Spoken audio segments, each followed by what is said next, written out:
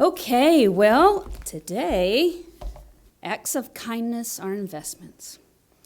We are working on a new series this month, recognizing that we are lovingly supported and supplied by the universe of God's substance, right? God's abundance. And how to accept this truth and live in this consciousness of abundance. So last week, Cindy talked about being in God's supply and support no matter what was happening in the outer.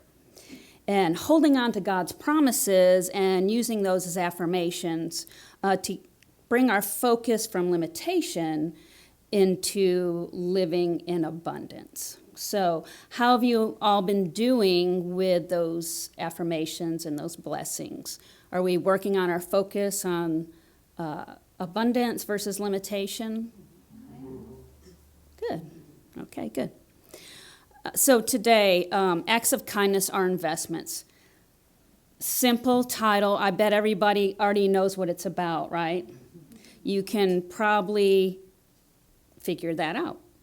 If we think about kindness, kindness is when you possess kind of a sympathetic or generous qualities, respectful, gentle, charitable.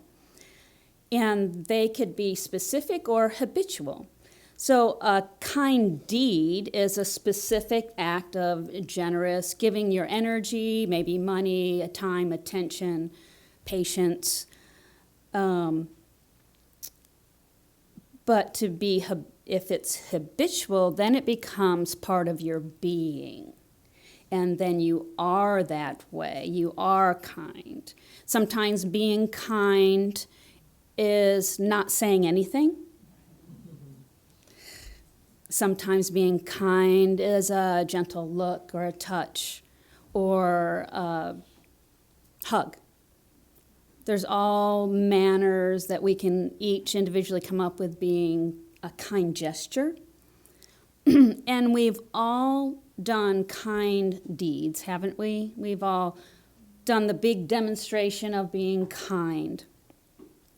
But are we habitually kind? And an investment is an act of devoting time, effort, or energy to a particular undertaking with the expectation that something is going to be worthwhile and you'll get a result. So dealing with money, you want to invest because you're going to get more. If we're investing our kindness, then our kindness is now multiplying, isn't it? It is going out there and coming back to us. So easy, right? So if we show kindness to others, we are investing in brotherhood, aren't we? We are sharing our energy, light, money, maybe not saying anything, doing something to help lift somebody up. And so we are investing in others, investing in brotherhood. And the more kindness we express and the more generosity we show, then the more we receive, right? Our basic laws. What you put out comes back. So as we are investing in others, it becomes an investment in ourselves, doesn't it? Because as we give, we're receiving.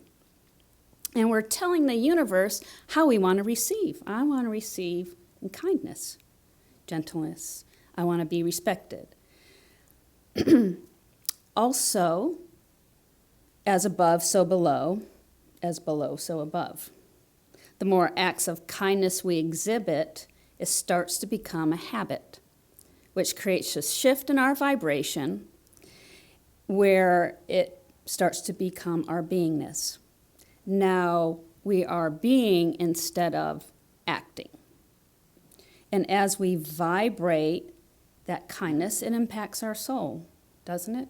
It's shifting our vibration, and now it's creating an impact in our soul. And we're, according to the White Eagle, we're setting up building material for our soul for when we cross over, and the perpetuation of our lifetimes. Doesn't that make sense? Pretty easy, right? We all know as metaphysicians, show kindness, get kindness, shifting our vibration, as above, so below. So acts of kindness are investments in brotherhood and as a part of the whole for ourselves and the continuation of our lifetime. So I could say, let's all go out and do random acts of kindness, and we can create a better world for us and for you and us and everybody, good for the whole, right? It's the gift that keeps on giving. The end, right? That would be the service. You guys get that, right? So that's what I thought the service was going to be. So now that you already got the point, I had to deal with the issue of being kind. So I've been called kind before, and it startled me. Because when I say something, I'm not trying to be kind, I'm being honest. And so if you're trying to use your wisdom and perception in talking with somebody, when they say, oh, you're kind, doesn't it mean like, oh, you're just saying that? They're dismissive of my actual wisdom and insight, which irritated me. I am not kind, I'm honest. Because that's what I'm seeing. How dare you say I'm kind? So I've been called kind, but I've also been called direct, which may be a kind word for something else. So it's like when you're being kind, the energy I was thinking of, I have to make stuff up. It's fluff to be nice. Because when you're a child, be nice. Be kind. Don't say that. Don't hit that person. Don't take that toy. Be nice. Be nice. Which means I can't be how I really feel. As a child, we're learning this. And not that that's bad to tell them that. So I had a hard time. I said, why am I have a hard time with being kind? Why did it irritate me if someone calls me kind? And it was because I thought they weren't honoring me. Because I can't say anything other than what I see. And so I thought maybe if I had that issue, maybe you guys might have that issue. So acts of kindness now, we can move from releasing that connotation of being kind and fake. I'm a Yankee, so it was like, I can't do it. So I hope that was helpful. Okay. And so I asked Spirit, okay, what do you want me to share? Because I already got the service in that paragraph, right? We all know what to do. And I heard 136. So I opened to chapter 136. And guess what's the story? The Good Samaritan. Okay, the Good Samaritan. Everybody knows that story. Yes, that is an act of kindness. So we'll just go through it a little bit, but we're going to look at it a little differently. And so, and Jesus stood again within the temple courts and taught, and a master of the law was sent to question him that he might find cause to censure and accuse him of a crime. And he said, Lord, tell me what to do that I might have eternal life. And Jesus said, you know the law. What does it say? And the lawyer answered, you shall, you shall love the Lord your God with all your heart, with all your soul, with all your strength, with all your mind, and you shall love your neighbor as yourself. And Jesus said, lo, you have answered well. This do, and you shall live. And then the lawyer said, my neighbor, who is he? And Jesus said, a man was going from Jerusalem to Jericho, and he was met by robbers. He was left bleeding. A Pharisee was going down the way, and he saw the wounded man, but had no time to lose, so he passed him by. A Levite came and saw the man, but he was loath to soil his sacred robes, and he passed by. And a lawyer on his way to Jericho observed the dying man, and then he said, if I could make a shekel, I might help him, but I can't make any money off this, so I'm passing by. And then a stranger from Samaria came that way. He saw the wounded man. His heart was touched with pity, and he stopped, dismounted from his horse, revived this man, and placed him on his horse, and took him to the inn and charged the innkeeper of the inn to nurse him back to strength. He gave the keeper all the money that he had, and he said, take care of him, and I'll come back and pay you if you need more money. We all know that story, right? Okay. Now the master of the law, which of these four, now Jesus saying, now master of the law, which of these four was neighbor unto him who fell among the thieves? And the lawyer said, the man who showed him mercy, he who cared for him. And Jesus said, go on your way and likewise do, and you shall live. So that's an act of kindness, the Samaritan. But I was struck by how Jesus acted kindly to the lawyer. Now, Jesus said he knew the guy was trying to trick him, right? Jesus could read. He knew the guy was coming to him to try and trick him. And he said, master of the law, you know. He's honoring, okay, you know. He says, you know the law. What does it say? You know, to ask a question, to answer a question. And he said, love your God with all your heart, strength, soul, strength, and mind. And love your neighbor as yourself. And Jesus said, lo, you've answered well. Now do this and you shall live. Very kind, isn't it? And then the lawyer said, my neighbor, who is he? Now, Jesus didn't say, what, you don't know who your neighbor is? He took time to tell a story. Let me tell you a story, and you can figure it out. I'm going to honor your own intelligence. And so he tells the story.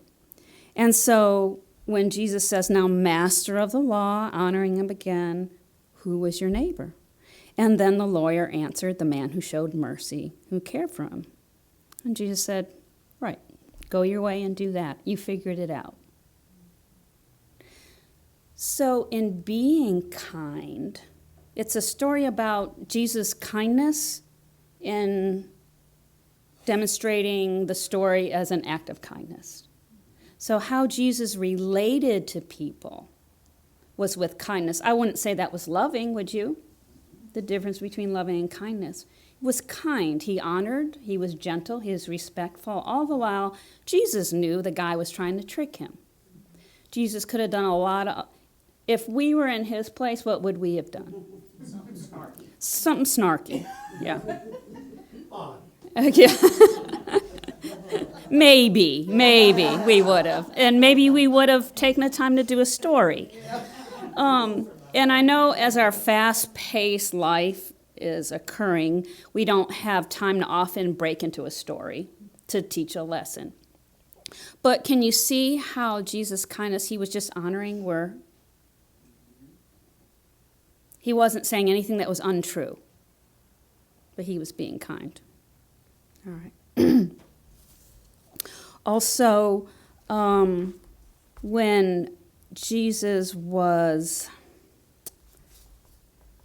when the people came and they caught the prostitute, and they were all going to stone her, and they came and said, this vile woman had been taken in adultery. The law of Moses says she shall die, stoned to death. What do you say? Again, trying to trick. What should her punishment be? And then Jesus stooped and made a figure on the ground, and in its place the number of the soul, and then he sat in silent thought. And then when the priest demanded that he speak, he said, "Let him who has no sin stand forth and be the first to cast a stone at her." And then he closed his eyes, and not a word was said. And when he arose, he saw the woman all alone, and all the men had left. And Jesus said, "I condemn you not. Go on your way and sin no more." Another example of Jesus being kind, where he could have done a lot of other things. And can you feel the difference between kind and loving? Kindness can open the door for us to be loving, but kind is just taking a perception and holding that light, honoring everyone involved, because he could have done a lot of other things, like Bonnie would do something. All right.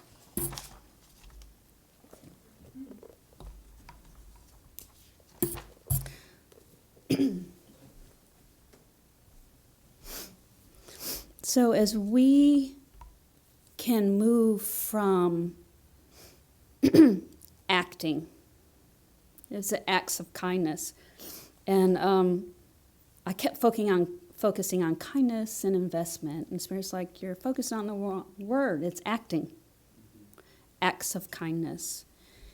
Sometimes we have to pretend to act like we're kind to create that pathway for us to see that perception and know that that perception is true. So as we're being raised, be kind, be nice, it's teaching us how to behave and how to maybe take another perception of the reality we're being faced with. Have we all been in situations where we knew we were being kind, where we had to forcefully, consciously not say what we really wanted to say, and then Spirit flowed through and gave you the perfect words? And once that happens, doesn't it make it easier for you to find those right words or not say what you just think you need to say? And then how did that make you feel? Pretty empowered, maybe? And does it make you feel kind? And so when we are being kind, it becomes easy for us to be kind then, right? Because we're training our mind and our vision to see respect and honor, gentleness, being generous with our energy, because we know we live in the flow of abundance. So we have time, we have energy to give. But now, how are you receiving kindness? Remember, Cindy talked about how we're living in this abundance, but now how are we receiving kindness? If I say, "Oh, you look beautiful, Cindy," do you go, "Thank you, thank you"? Is it hard for us to say thank you? And do we say thank you with, "You're just saying that"? Or do we say thank you and bring it in so that we can be lifted and our soul can evolve and give confidence? Cindy texted me this morning at 6 o'clock. "Are you doing okay?" I said, "Yeah, it's all jumbled up. Pray for the service." She texts back, "I know it'll be perfect." And I put, "You're so kind." But she didn't know how funny that was going to be. because she's saying it because she is sympathetic, she knows, and she knows that whatever is said, we trust will be perfect. Someone will need to hear it, and it would all work out. And as she says, yes, it will be perfect, doesn't that give me confidence that Cindy said, yes, it's going to be perfect? Instead of going, oh, you're just saying that. You know, you're saying that to be kind because I really don't know what I'm doing. Instead of receiving it, it's like, yes, I know it will be perfect. I can receive that, and I know God's going to speak to me, and I know it's all going to work out like it always does, no matter what. Do you see the difference? So I think our message is really about receiving kindness. Are we able to receive kindness without judging that someone's just trying to be nice? And not believing what our brothers and sisters are saying to us.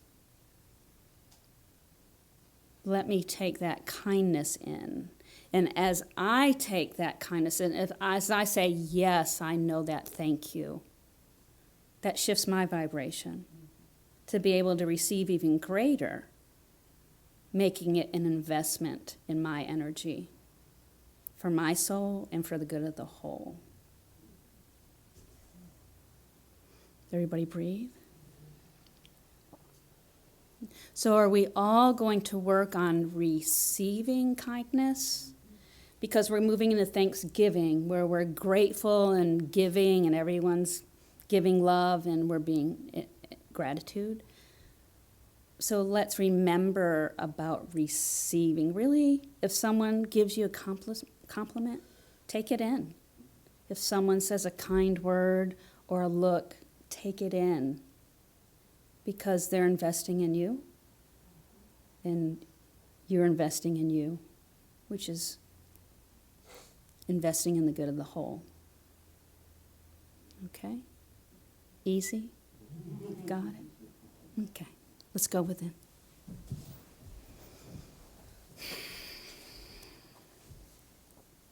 Just take a nice deep breath.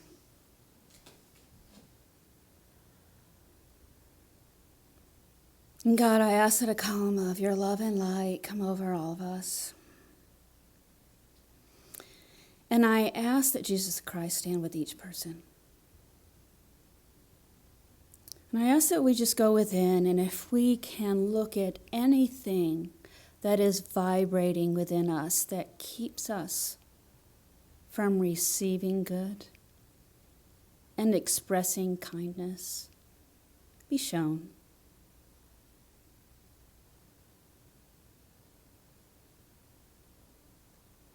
We ask that we can move into the truth of the matter,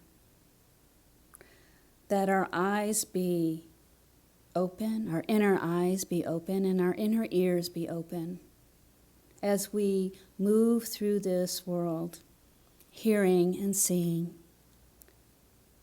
kindness, generosity, gentleness, peace.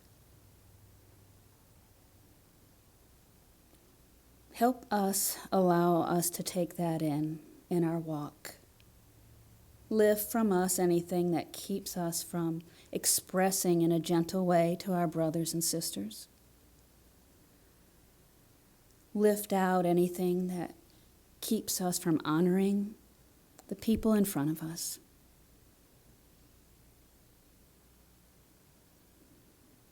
Lift out all that keeps us from receiving generosity of spirit. And as we do that, God, help us be kind to ourselves. Remove all judgments of self.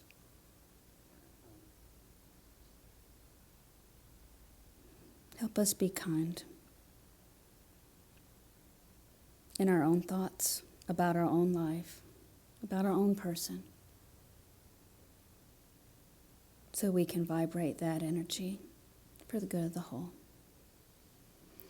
And just see a cleansing light just moving through you, lifting all that may keep you from receiving and experiencing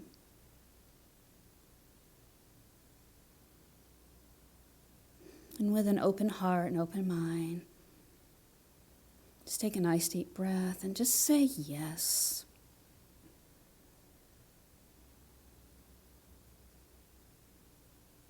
We are so grateful, God. And when you're ready, just gently open your eyes.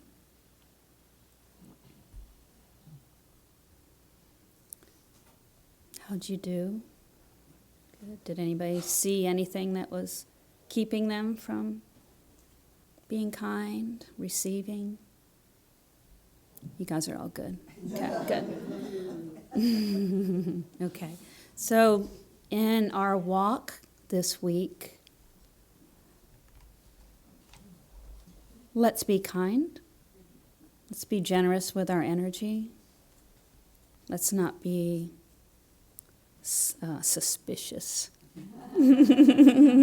of a kind word or a sentiment. Be open and just breathe it in. Thank you. Yay, God.